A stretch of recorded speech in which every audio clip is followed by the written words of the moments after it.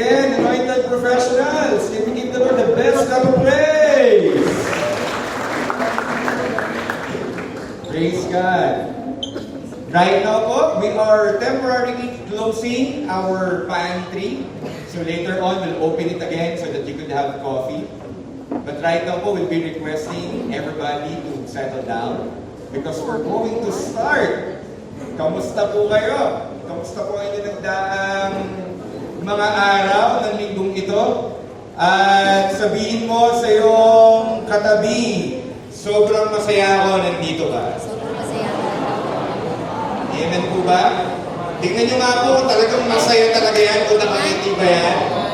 Amen, amen, amen. Sobrang masaya ako nandito. Alki? Okay? Okay na pala, thank you so much.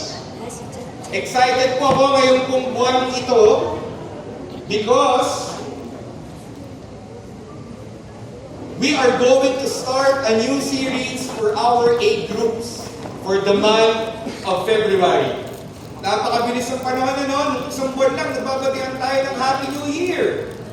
Nung isang buwan lang, ibinibida ng bawat isa, hindi naman sa pagmamayabang, may fruit salad pa kami.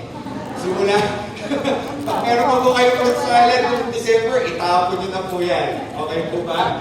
Magandang gabi sa ating lahat. We are so excited because in the month of February, we will be discussing a new series which is very relatable and important for us young professionals. At ano po pag-uusapan natin? Base sa title, 1, 2, 3, go! Identity in Christ. Napaka-importante po ng identity. Bakit? Kasi sa identity, nalalaman natin kung sino tayo. Amen? Walang tao o walang anumang may buhay na wala siyang identity.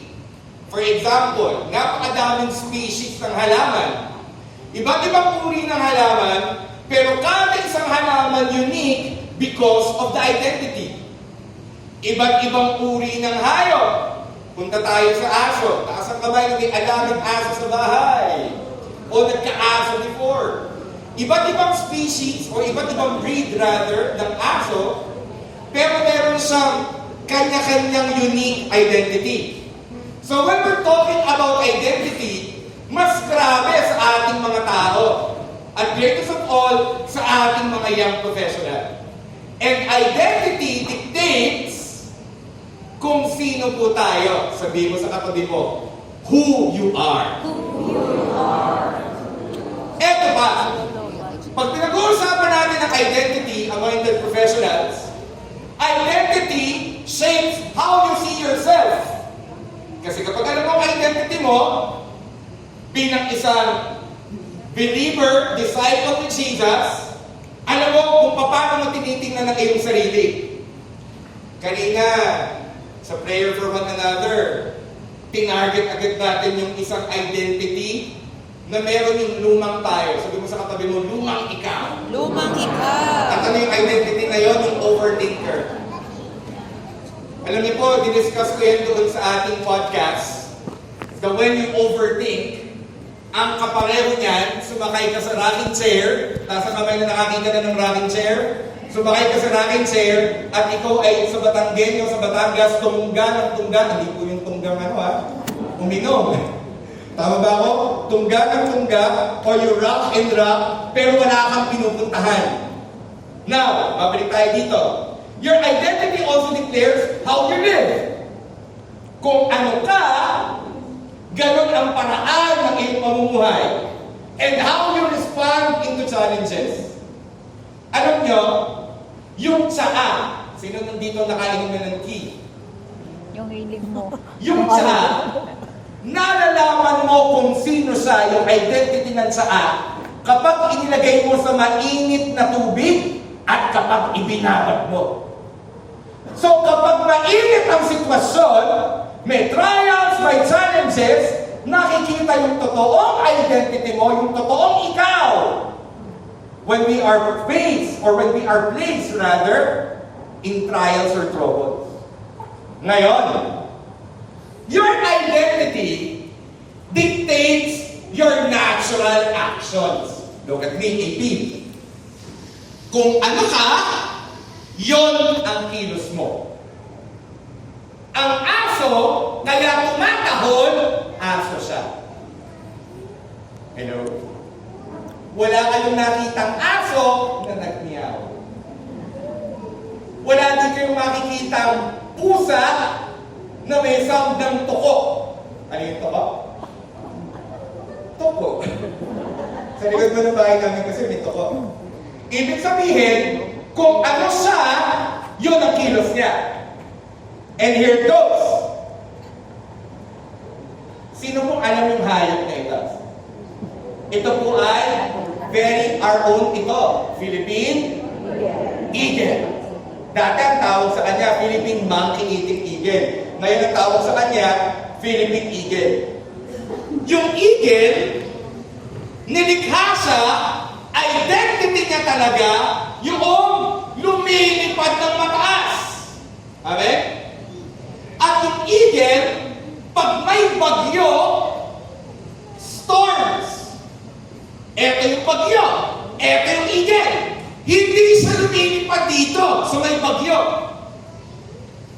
Nilikha siya na lumipad mas mataas dun sa bagyo. At gusto ng eagle yung bagyo. Bakit? Because the wind of the storms carries the eagle above. Kasi ganun ang pagkakalikhanan. On the other hand, ang manok ay hindi nilikha at ang identity niya ay hindi nilikha para lumipad ng mataas. Kasi hindi na identity niya. Now listen to me. May parallelism yan sa buhay natin mga young professionals.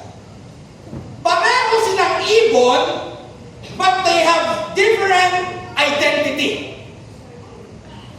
If I will see an eagle in a farm scratching like a hen, I will be telling the eagle, "Uy, ang ginagawa mo? Nandito ako sa farm. Tumutuka ako na worms o insekto. Eh, hindi naman yun ang kinakain ng eagle eh. At kapag naman, eto,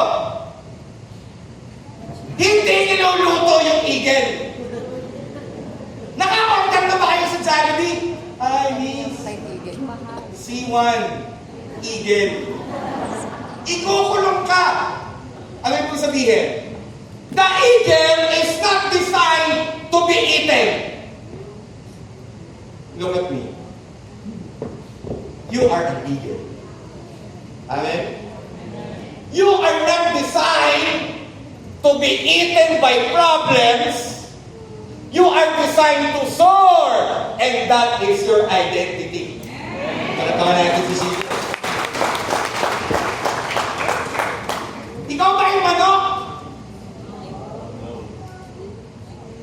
Tingnan mo nga yung katabi. Mga katabi mo, mga manok. Hindi ka manok! That is not your identity. Ikaw ay kayanin tulad sa isang eagle na by the grace of God, when there are life troubles or challenges, the Lord gives you the grace. Ulitin ko. Yung eagle, lumilipad siya above the storm. At alam mo, yung power, yung hangin na nagdadala sa iyo above the storm, that is the hand of God. Kaya sabihin mo sa katabi mo, ngayong 2025, victorious ka. Palatawa natin si Jesus.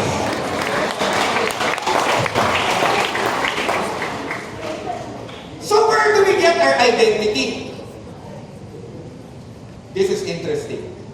Saan natin nakukuha yung identity natin?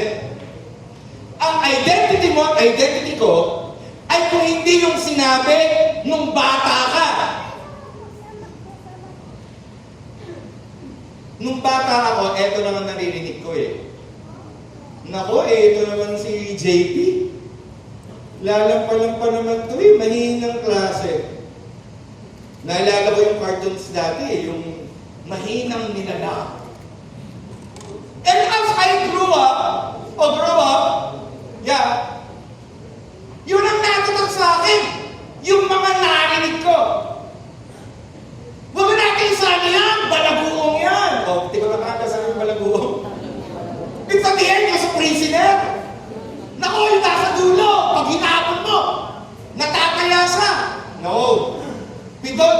identity. Pastor Pao, I get my identity from my past. Because I failed in my past. I have mistake in my past. No! In 2025, you belong to Jesus. Your identity is found in Jesus Christ. Can we give the Lord the best of praise? Sabi ko po, can we give the Lord the best of praise? Found in Jesus. Kasi si Jesus created us. He is the one who created us. He redeemed us. Meron po akong kaibigan kausap nagkukwento kami, fellowship kami sa kotse. Sabi ko sa kanya, hindi mo ba napansin ang pagkakaiba ng buhay nung tinanggap ko si Jesus bilang personal Lord and Savior? Tapos sabi nung kausap ko, yes po, ang dami ko pong nararanasang bago. Because He redeemed us. And the same thing with you. Nung tinanggap ko si Jesus, pumasok na siya ngayon sa puso mo. Amen? Also, Jesus defines our true worth and purpose. Alam niyo po, nung wala pa akong Kristo, Heso Kristo sa aking puso, isa lang ang kilala kong identity ni Paulo Tesico, ni Jose Paulo E. Tesico. I am sad. I am a man pleaser. I want to please everybody. Talang ninyo, nakakapagod yun. Kailangan good shot ako dito. And I came to a point, I was so tired because I'm thinking, ano kaya yung iniisip niya tungkol sa akin? Nag-perform kaya ako maganda? And I didn't know my identity. Why? I please everybody. I was suicidal. Kung kayo overthinker, ako siguro yung president ng Overthinker Club. Gusto niyo sumali? Libre po registration. I was an alcoholic. Ayoko na lang bagitin yung mga ginagawa ko palagi dahil sobrang sama talaga. Pero nung nalaman ko ang identity ko, kumilos ngayon ako kung sino ang sabi ni Jesus ay ako. The world's offer temporary identities. Sa mundo, pag nag-a-achieve ka, best friend ka ng lahat. Naalala ko yun Naipalabas yung pelikula namin sa 20 countries.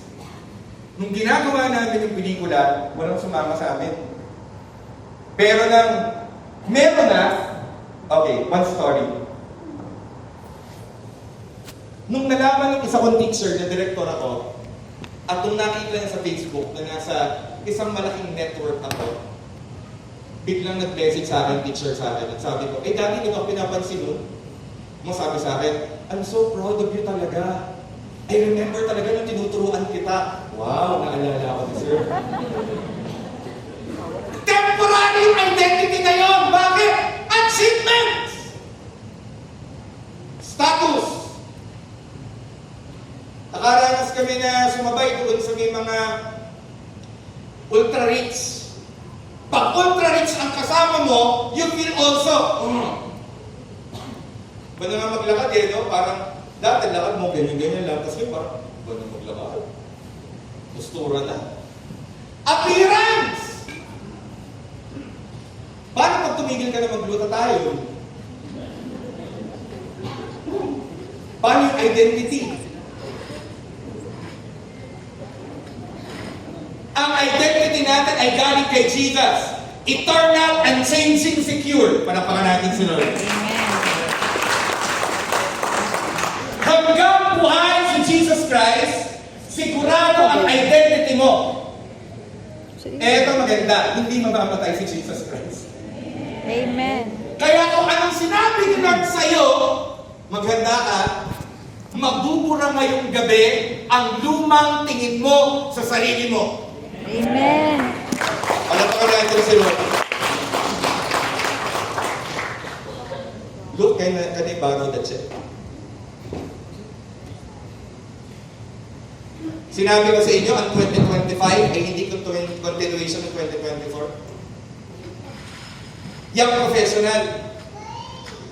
Yung 2025, lagi tayo nakatingin sa sarili natin Sorry, 2024.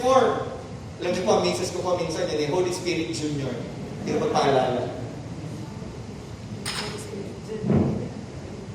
Ang tingin natin yung sarili natin eh. Sarili kong lakas. Kunwari, nakakonsepto ha. We base our identity. We exert our effort. At akilin ko yung worry. Pag-aalala. Okay, mangyayari talaga. Hindi talaga dumating eh. Mangyayari talaga. Kita yung ginagawa ko? Kahit maghapon ako dito, hindi ako nakarating ng balagtas. Amen? Sabihin mo sa katabi mo, may bago ang identity kay Lord. Don't get your identity from the devil. Get your identity from Jesus. Ang sasabihin sa'yo ng demonyo, pakamatay ka na, wala kang pag-asa. Yan na yun, oh! Meron akong artista kausap before, nagpipelikula pa kami noon. Hindi pa ako pastor. Pero nag-share na ako ng gospel. Sabi niya, direct pa. Sabi ko, ano sana? Nandito po ako sa Tagaytay. Wala ako, saan ako nakaharap, direct. Sabi ko, saan? Sa Bangin. Direct, ayaw ko na. Tutulak ko na to, tutodo ko na to. Alam mo, hapasigaw ako. In Jesus' name, huwag mong gagawin yan. Tira lang ang punta ko. Kasi ang tingin niya, sa sarili niya, ang baba. Bakit? You listen to the devil's voice. Tingnan mo nga yung katabi mo, kung lagi pang nagsa-self-pity. Tingnan mo nga. Baka naman mahilig ka mag-ganon. Uy, kain kayo sa bahay. Ang gagawin natin, self-pity party. Magsama-sama tayo. Ganun ko tayo lahat. Magsama-sama tayo. Yung talagang hapis na hapis sa mukha natin. Nakakahawa po yun. Kaya alam mo dito sa A-group, sumama ka sa Spirit-filled disciples of God na pag nakita ka, ipag-pray ka, encourage ka. Sabi mo sa katabi mo, salamat, ikaw yun. Look at my hand. Imagine ninyo, may handcuff ako. Ito ang ginagawa ng maling identity. Kung hindi ko alam na dahil kay Jesus, malaya ako, aakto ako everyday, nasa bandage ako. Lumali ka dito. Siya muna pa kayo sa Kristan today. Siya okay, no? Siya yung believer. Ako, pwede ako magkunwari na okay, pero ang totoo, naka-bandage ako. Kaya kahit anong encourage sa... Kunwari, artista naman po ito eh, acting. At kailangan naman dito, artistahin. Kunwari, in-encourage mo. Pampakas na po yan, ha? Hindi encourage na ako ngayon, eto ngayon na matindi. Hindi ko alam, pwede pala ako makapala dito. Amen? Ano pa natin na Lord? Take a look. Now, this is getting more interesting and exciting, AP.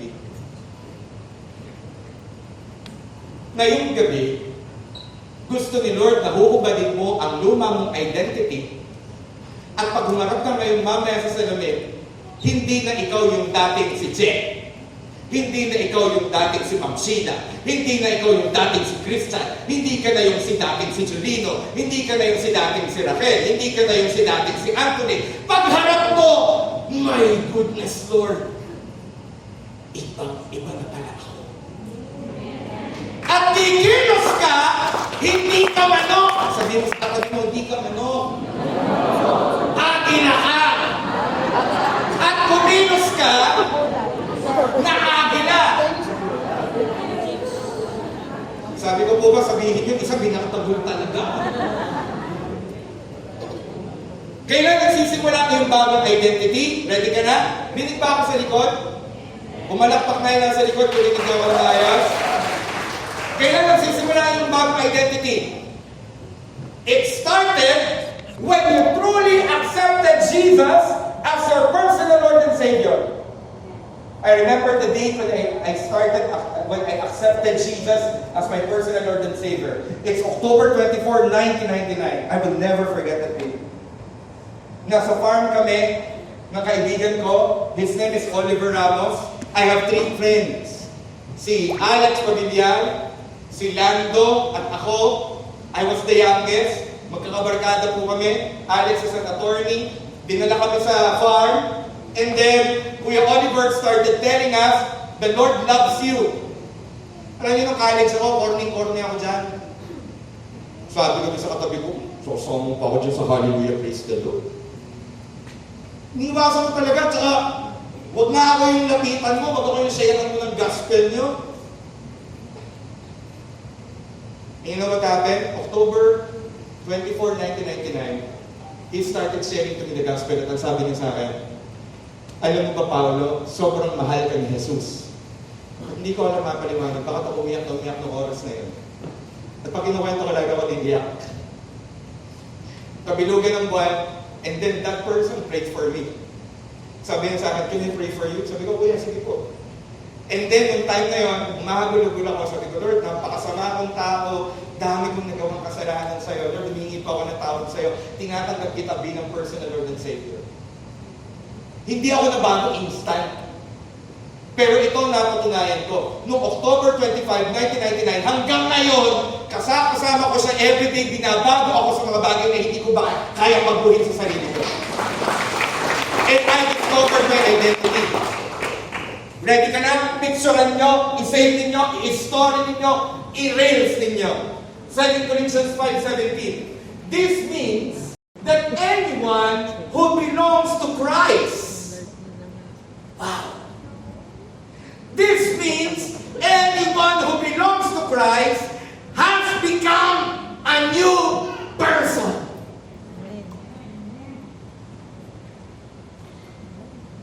The old life is gone. A new life has begun. What an amazing promise and miracle from the Lord. That when you started to accept Him, may binabago siya at bago ka na. Amoy mo yung katabi mo, amoy bago ka. Ay, sorry. May bagong palengke. New person is this. New identity. Hindi na si Paulo malulungkutin.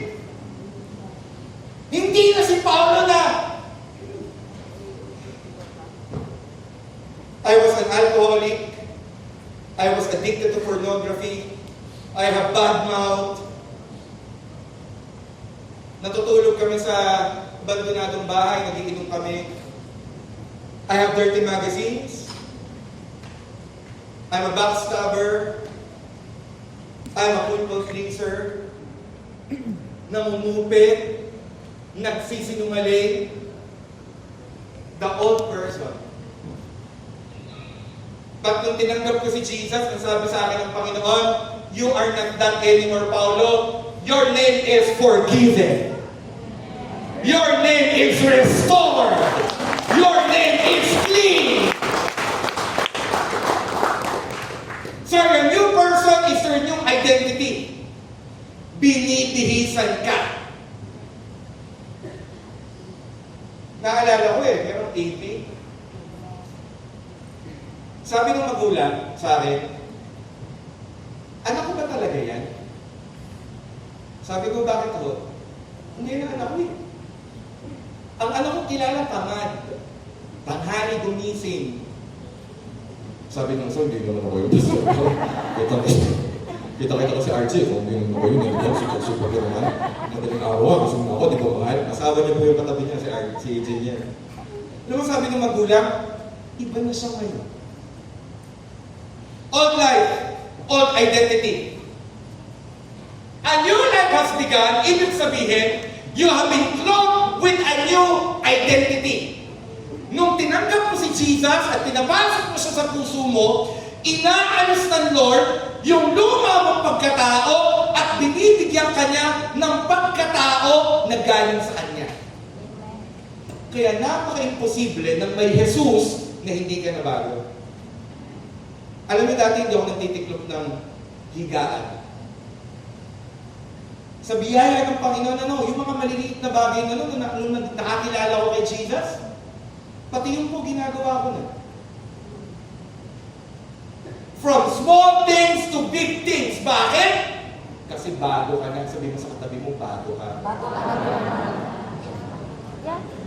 Si Princess Sarah, nasa kamay! Nakakilala kay Princess Sarah. Grabe naman kayo. Okay, dito mo tayo magplastikan, ha? Taas ang kamay, yung kilala si Princess Sarah, taas ang kamay. Salamat po, Panginoon, sa katotohanan. Batang 90s, itinganak ng 2000, kilala niyo si Princess Sarah. Si Princess Sarah, ang akala niya, identity niya, nung namatay ang magulang niya, katulong na lang. Hindi ko binabaliit yung katulong, ha? We know the story, Princess Sarah. Her identity before, namamasukan doon sa dormitorio ni na Miss Minchin. Natandang-tanda ko, nung bata tayo, bigil na bigil tayo kay Miss Minchin. Madapa sana. May episode nun nadapa si Miss Minchin. At kapatid niya si Amelia. Tanda niyo? Tanda niyo? Eto ngayon, hindi pala siya mababa. Prinsesa pala siya ng diamante. Look at me. Hindi ka pala kawawa. Hindi ka pala si walang pag-asa. Hindi ka pala si dead end. Hindi ka pala si tapos na. Ikaw pala si may pag-asa. Ikaw pala si may pag-angat. Ikaw si breakthrough. That is your identity. What's our first identity in Christ? Ready na? You are an overcomer. And what does it mean as an overcomer, Pastor Paul? An overcomer is somebody who stands victorious over trials, over sin, and the enemy through Jesus Christ. Yan ang unang mong identity. Hindi ko malabanan dati ang anxiety at depression. May araw ako, nasa kwarto lang ako, tulog lang ako ng tulog. Gigising ako ng alas 4, lalabas ako ng bahay, punta ako sa kaibigan, pupuyat, uwi ng bahay ng alas 2, tulog ulit, mag-aapon yan. Kasi may tinatakasan akong depression ko na malala. I was so sad. I keep that lifestyle matagal. Until nalaman ko, ang identity ko pala, hindi pala ako si defeated. Ang pangalan ko, kung dati nung bata, wala nang mararating yan. The Lord changed that identity. That the Lord says, hindi kasi walang mararating. Ikaw ay si overcomer. Walang pangalan natin si Jesus. Ano ang ibig sabihin ng overcomer? Nanggaling yan sa Greek word, ang ibig sabihin niyan in Greek is nikao. Ang ibig sabihin niyan, to conquer, prevail, and gain victory. AP, nasa dugo mo, because tinanggap mo si Jesus Christ na magtagumpay. Parang pangako sa Lord.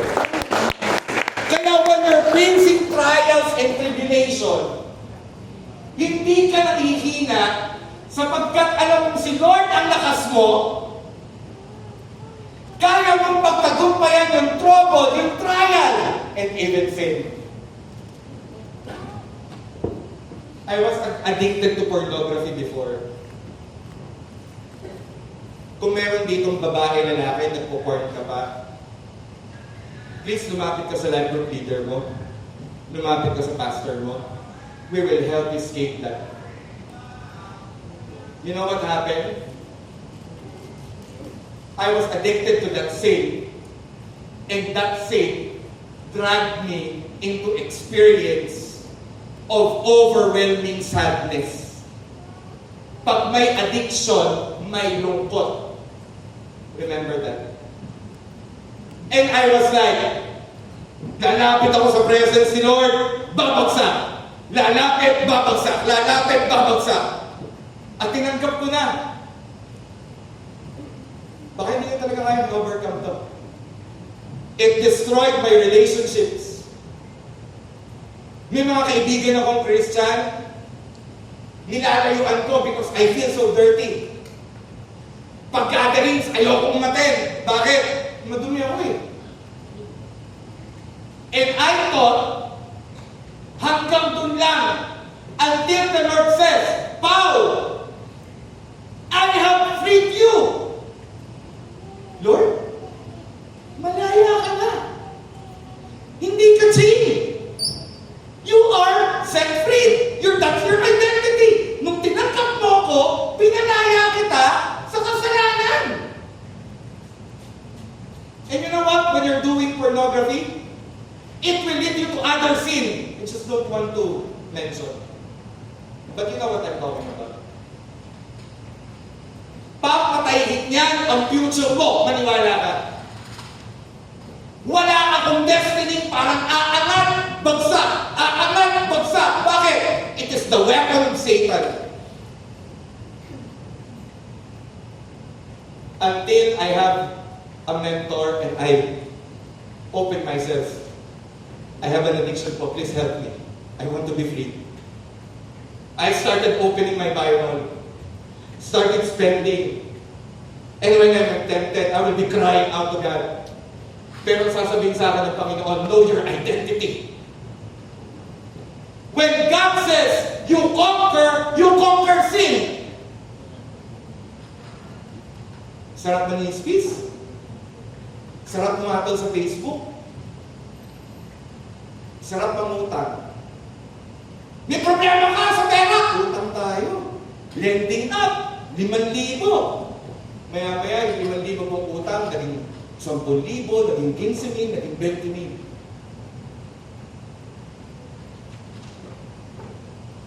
Pag hindi natin alam ang identity natin, kikilos tayo sa maling gawa. Pero pag alam mo ang identity mo, lalakad ka sa tamang gawa na sinabi ni Jesus sa iyo.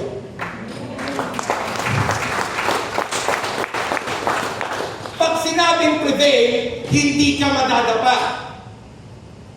Natalisod ka man, hindi ka nakabagsak. Iba yung nagkasala ka, iba yung namumuhay ka sa kasalanan. And that is sad. Nag-usap kami ni Ate Rudy. Sabi ko, mahal, I want to teach AP about purity. What's your desire? Mag-boyfriend, mag-girlfriend, di mo pa asawa, huwag kayo magtabi. That's not your identity. You will enjoy sex in marriage life. Pero right now, don't do it. Don't come to it. If you're coming to it, repent. Because that's not your identity. Your identity, you are called pure. When I was in sin, I was lonely. I was lonely. It was miserable. I want to go out, but nobody reached me. Until the Lord says, I don't want you in that pit. Bangon! And I realized for one purpose, bakit ko inalaw ako iligtas ng Panginoon? Because right now, kami ni Ate Ruby, nagka-counsel kami ng gano'n. You overcome sin and you overcome the world. Ano ibibigay sa'yo ng mundo? Sasabihin niya sa'yo lahat ng kakulangan mo. Hindi matahangas ang ilong mo. Kulang pa. Hindi ko sinabi na huwag niyo ako huwag kayo tawa na. Hindi kilala kayo, no? Ako ba yun? Tinaray ko dun sa app, hindi talaga bagay. Sa TikTok, sabi ko parang nag-iba. Sasabihin sa'yo ng mundo, kulang ka, kulang ka! Anong gagawin mo? Habol, habol, habol! Kulang ka sa yaman! Overtime tayo! Huwag tayo magpahinga! Racket dito! Okay, di ba sa racket? Hindi! 5 racket! Kaya naman nung nakasabay ko na, Pastor Pao, bless po. Nakainom ka, hindi po. Pwede lang po ako, Pastor po. Kala ko lasing ka eh. Bakit sobrang kang pagod na pagod? Pastor Pao, may goal eh. May goal ako talaga eh. Kapatid, ang goal mo, katulong mo si Lord. Hindi sinabi si Lord sa'yo, magpaka-patay ka sa sarili mo para abutin ang goal mo. Kaya ka may Diyos. Kung ang alam mo, ang priority mo ay si Lord sa first place, seek ye first the kingdom of God and His righteousness, and all of these things shall be added unto you. Itatagtag niya! And not just nothing! O, tingnan tayo, Oti. Magpakapagod tayo. At kung napagod, nagkasakit, sabi mo, buti na lang meron akong ipon. Yun, nagastos mo nagkasakit. Hindi mo na-enjoy. Romans 6, verse 6 to 7. We know that our own sinful selves were crucified with Christ so that sin might lose its power in our lives. Nung pinako si Jesus sa krus, ang lumang ikaw ay kasamang napako doon. Kaya, kapag bumubulong ang sinful nature mo, yung sin na namanan natin kay Adan at kay Eva, yun ay antindi ng desire na magkasala. Dahil kay Jesus, nawawalan tayo ng kapangyarihan. Look at Pastor Pao. Kahit anong alok sa'yo na magkasala, sasabihin mo, ayaw ko din. May nakausap ako eh.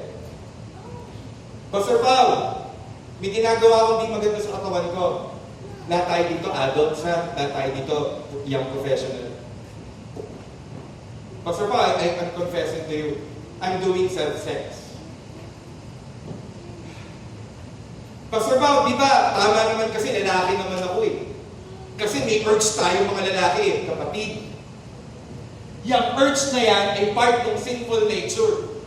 Pag yan pinakain mo, maaalipin ka niyan. Asahan mo, di lalago ang spiritual life mo.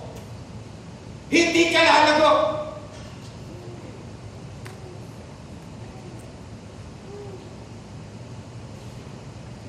Let's get utang. Pag nagsimula kang mangutang ng maliit, uutang ka ng malaki, ang dami mong uutangan, I have a good news for you. Lalaya ka sa utang. At makikita mo ang breakthrough mo ngayong taong ito sa pamayaman mo. We are no longer slaves to sin.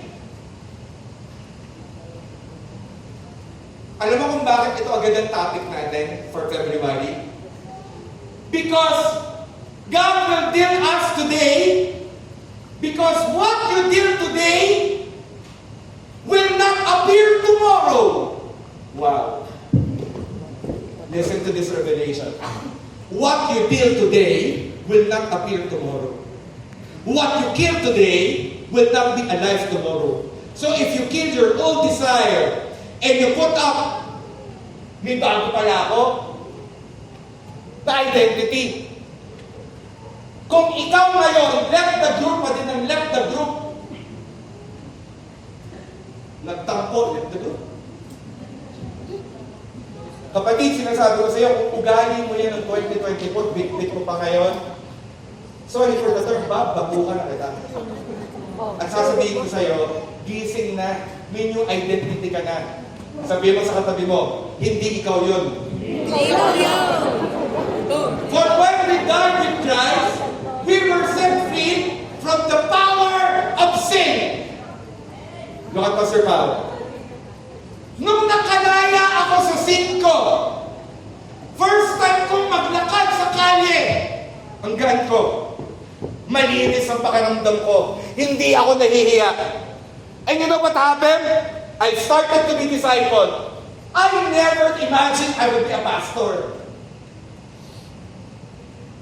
I never imagined we'll be handling young professionals. I tell you, sobrang tindi ng plano ng Diyos sa buhay mo, Kaya ngayong oras na to, dadamitan kayo ng bagong identity. Palakpakan mo si Jesus.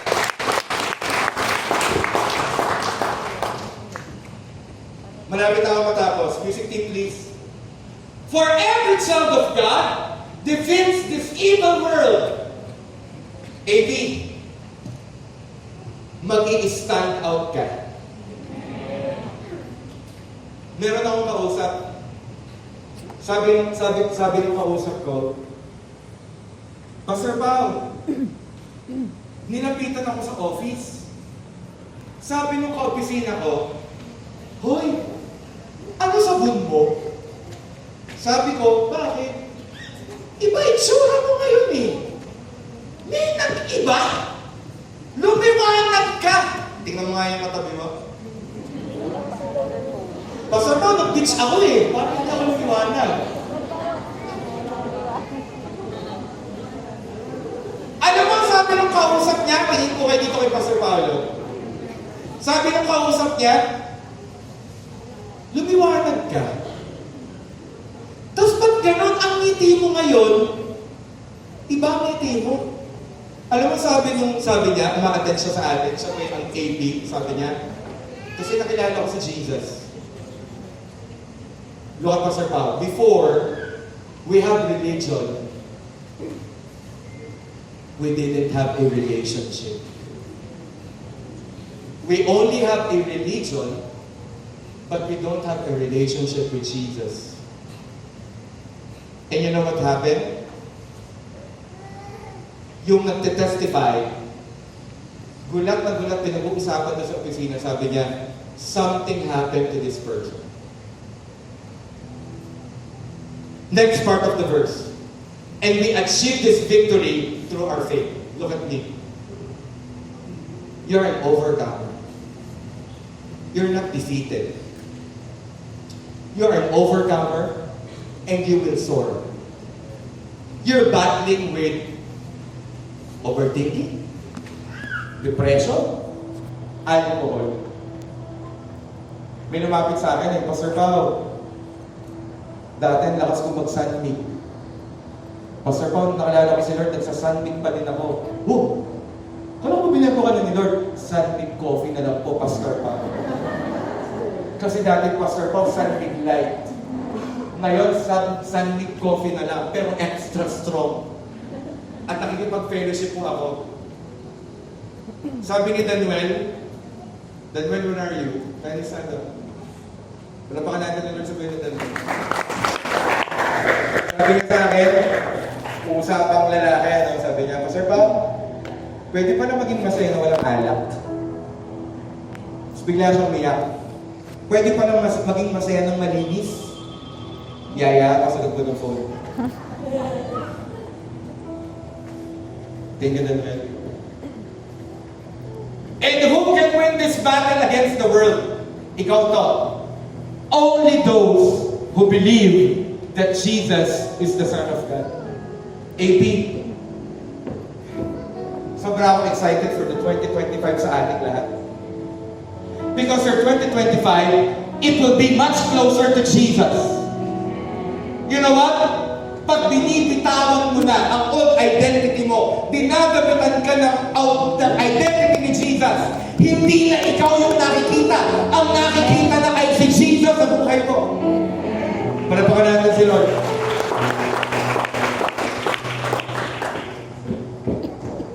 Pastor pa, nakakarinig pa din ako ng bulong ng kaaway.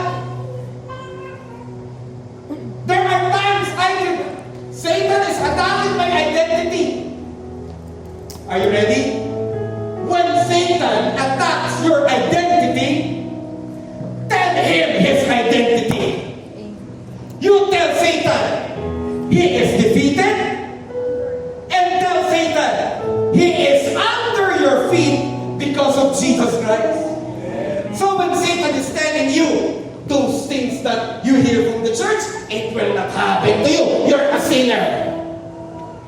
Mangyayari sa iba, pero hindi sa'yo. Satan is attacking you. Satan will telling you, stop!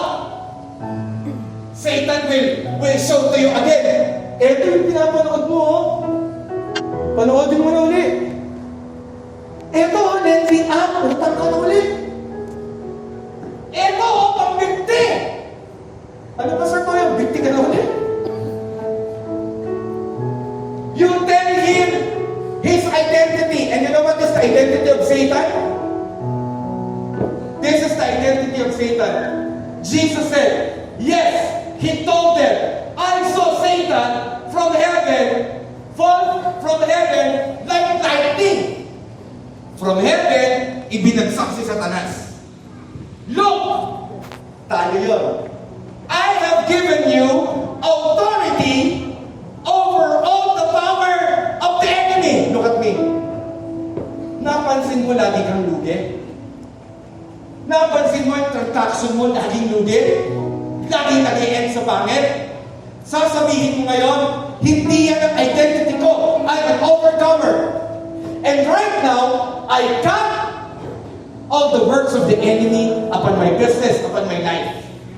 Ano mo sabi ng verse? I have given you authority over all the powers of the enemy, and you can walk among snakes and scorpions and crush them. Nothing will injure you.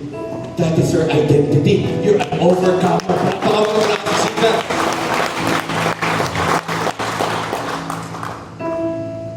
Hindi bagay sa'yo malungkot. Hindi ka kawawa. Hindi bagay sa'yo ang magmukmok kasi meron kang pag-asa. Hindi bagay sa'yo ang tumigil kasi may magandang bukas pa. Hindi bagay sa'yo ang huminto because that is not your identity. You are an overcomer. You are redeemed. You are forgiven. You are clean because of Jesus Christ. Can I invite you to please stand up?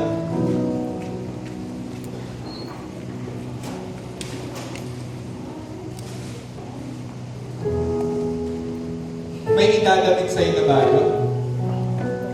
Unang identity pa lang to. Hindi kasi ng bababae, graduate ka na doon.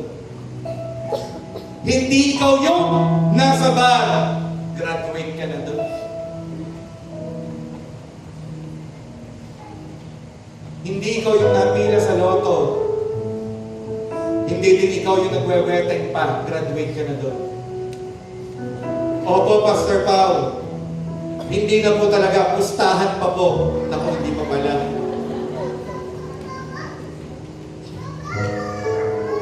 Sino ang pagod na sa kanyang old life? Taas ang kamay. At sino yung gusto ng bagong identity kay Jesus? Right now, I want you to close your eyes and I want you to bow down your heads.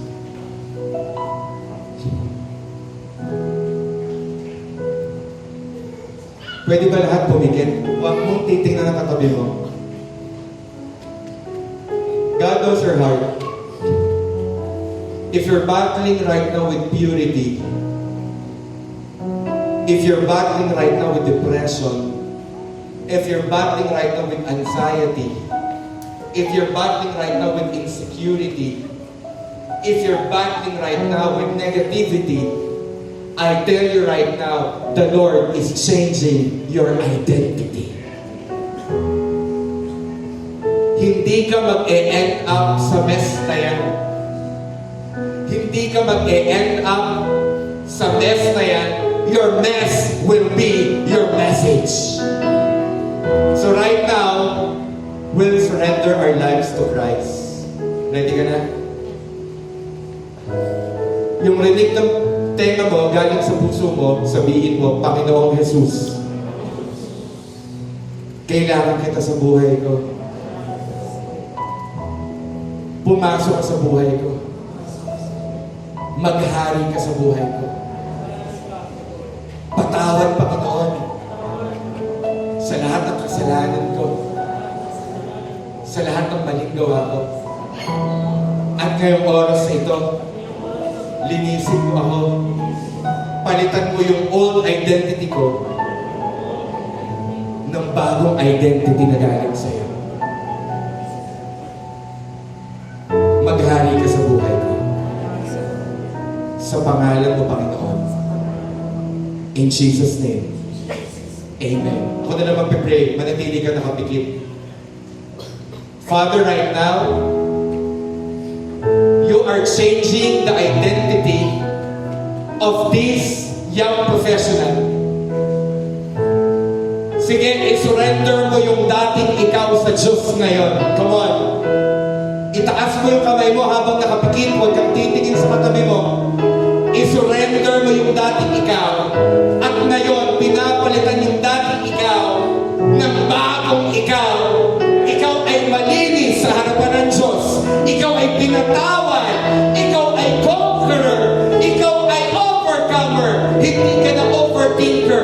Hindi ka na desperado. Hindi ka kawawa. You are an overcomer in Christ Jesus. And right now, I release, Lord, your anointing. Lahat ng nagagapi ng lungkot, pinaalis ko ngayon. Labas in Jesus' name. All those spirits ng depression, anxiety, you are not welcome in Jesus' name. And I declare right now, healing of the heart. I declare right now, your mighty presence, O God, sa buhay ng bawat isa.